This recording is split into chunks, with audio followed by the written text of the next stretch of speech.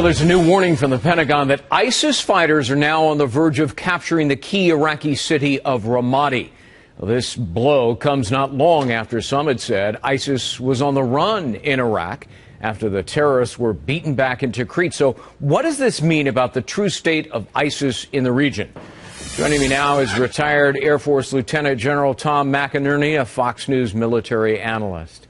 Is ISIS, General, weakening or strengthening? Well, it appears to me that they are strengthening, Greg, and I think it's very obvious that we've got a long way to go. We are not using our air power effectively. Peter Ducey mentioned in the earlier part of the segment this morning that we flew 5 strikes. Look, that is piddling. We need to be up in 400 to 500 strikes a day there and use our power effectively. We are deliberately not doing it, and that's coming out of the White House. For some odd reason, the Pentagon's not running this. The White House is running this. And for some odd reason, the White House is not destroying ISIS, which we could do. I don't have the answer why, but I can tell you if I was the air component commander, I would be flying 500 strikes a day. Well, do you suspect that it's amateur hour over at the White House? Well, I think it is amateur hour. Look, Ramadi is the key to the Sunni unity there.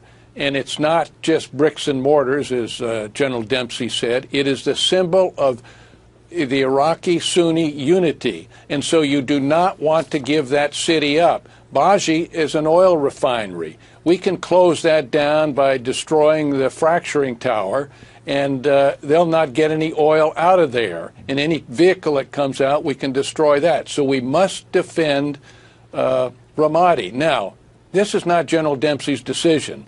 This is the Iraqi Prime Minister, al-Abadi, who is really an Iranian stooge, unfortunately. He's as bad as Maliki. And so when we pulled out of there, Greg, we in fact made Iran and Iraq an Iranian proxy, and that's not good. Would any of this have happened if President Obama had not pulled out American forces prematurely, which many people say, and without a status of forces agreement? This would not have happened. Everybody will agree, including Vice President Biden, that when we left, everything was in good shape. The terrorism was down. We defeated al-Qaeda. We had the provinces stabilized. And then all of a sudden, we walk from success and gave ISIS and al-Qaeda victory there.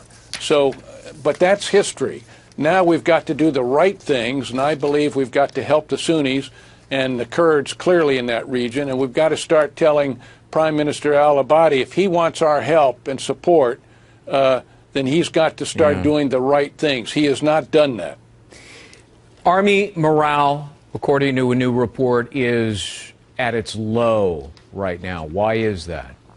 Well, it's not only the Army, it's the Navy and the Air Force and the Marines. It is because we have unilaterally disarmed. We didn't say that. But in fact, the force structures are smaller than at any time since World War II. Our readiness, for instance, when I was a commander, my readiness of F-15s and F-16 squadrons was at the 85 to 90% level. Today, their readiness is at 50%, even less. So they're not flying. Their equipment, they've gotten smaller. We've drawn all this down. And now you see what's happening in the world. The Middle East has never, since the Crusades, it wasn't even as bad as it is today. Look at the Ukraine. Look at Eastern Europe, the problems we have there. Look at the South China Sea and what China is doing. And so our military people see this, Greg, and they say, look, we're not leaders anymore. We're leading from behind, and they're not used to that. Lieutenant General Tom McInerney, as always, sir, good to see you. Thank you. Thank you, Greg.